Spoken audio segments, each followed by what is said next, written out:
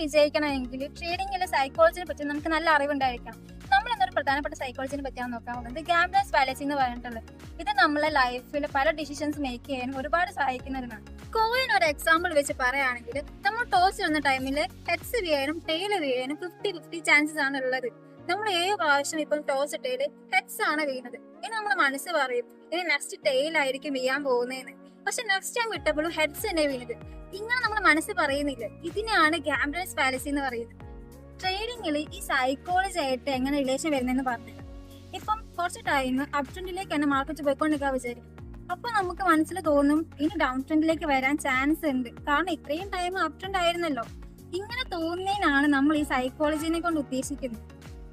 Gamblers fallacy psychology കൊണ്ട് ഉദ്ദേശിക്കുന്നത് ഓരോ ടൈമിൽ വരുന്ന ചാൻസസും 50-50 ആയിരിക്കും. ഇതുവരെ നടന്നത് വെച്ചിട്ട് നമ്മൾ അതിനെ കമ്പയർ ചെയ്യാൻ പാടില്ല.